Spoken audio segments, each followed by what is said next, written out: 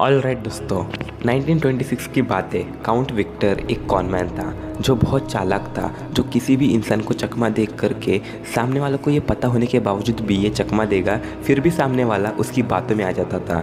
एक बार count Victor उस time के सबसे wanted gangster mister L Capone से मिलने आता है।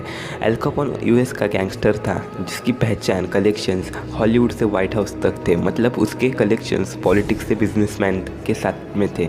दूसरी तरफ काउंट विक्टर एक टॉल, अट्रैक्टिव और वेल इंटरेस्ट आदमी था। उसके बोलने का एक क्लासी लहजा था जो एल कैपोन को काफ़ी यूनिक सा लगा। चकमा देने वाला काउंट विक्टर ने गैंगस्टर एल कैपोन से कहा, अगर आप मुझे $50,000 देते हो तो मैं इसे 60 दिन के बाद में डबल करके दे सकता हूँ। एल कैपोन इजीली किसी स्ट्रेंजर पर बिलीव करने वाला इंसान नहीं था। उसे पता था कि ये कोई फ्रॉड है, बट अगेन एल कैपोन एक स्ट्रॉन्ग पावरफुल आदमी था। ऐसे फ्रॉड करने वालों को वो किसी भी जगह जाके ढूंढ के वो पैसे वसूल सकता था। उस आदमी को अच्छे से पैसे वसूलने को आता है और काउंट के बारे में सुनकर उसे लगा कि ये एक्चुअली में करता क्या है, देखते हैं ये मेरे साथ में क्या कर सकता है, इसकी वैसे भी क्या हिम्मत होगी मेरे साथ कुछ करने की, चलो देखते हैं ये करता क्या है। ये मेरे पैसे वैसे भी नहीं खा सकता और खा भी ले तो मैं निकाल भी सकता। लेकिन एल कैपोन को देखने में ये कोई मामूली फ्रॉड नहीं लग रहा था। एल कैपोन को लग रहा था कि ये कोई पहुंचा हुआ फ्रॉड है, इसके बारे में मैं पता करते, चलो इसके बारे में पता करते हैं ये करता क्या है। तो एल कैपोन खेलने के मूड में था और वो काउंट विक्टर को एक चैलेंज के साथ ले रहा था, देखते ये मेरे साथ करता क्या है।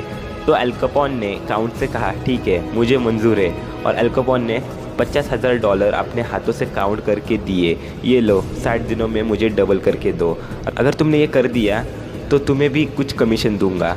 तो काउंट ने वो पैसे लिए और वो वहाँ से शिकागो चला गया। एक सेफ डिपॉजिट बॉक्स में पैसे रख दिए और वो खुद न्यूयॉर्क चला गया जहाँ उसके कई मनी मेकिंग स्कैम चल रहे थे। 2 महीने हो गए लेकिन काउंट ने उन पैसों को हाथ तक नहीं लगाया जो उसने एल कैपोन से लाए थे। डील के अकॉर्डिंग अब काउंट विक्टर जाता है एल कैपोन के पास, अपना पूरा चेहरा उतरा हुआ लेकर जाता है, सैड होकर जाता है और कहता है कि सर सॉरी, मेरा प्लान फेल हो गया, आपके पैसे में डबल नहीं कर पाया। एल कैपोन ने पूछा क्या हुआ, वो पूरा गुस्से से खड़ा हो गया और वो अपने आदमी को इशारा करने ही वाला था मारने के लिए। उतने में एल कैपोन ने अपने जेब से $50,000 निकाले और एल कैपोन को दिए। एल कैपोन काफ़ी सरप्राइज होकर बोला, पैसे डबल नहीं हुए। काउंट बोला, I am really sorry sir, this is very embarrassing for me. मैं नहीं चाहता था कि ऐसा हो, मुझे खुद को भी पैसों की बहुत ज़रूरत थी, बट क्या कर सकता हूँ, प्लान फेल हो गया। काउंट ने पूरा सीरियस होके पूरा सैड चेहरा बना के रिग्रेट वाली फीलिंग्स को बहुत अच्छे से एक्टिंग करके दिखा दिया।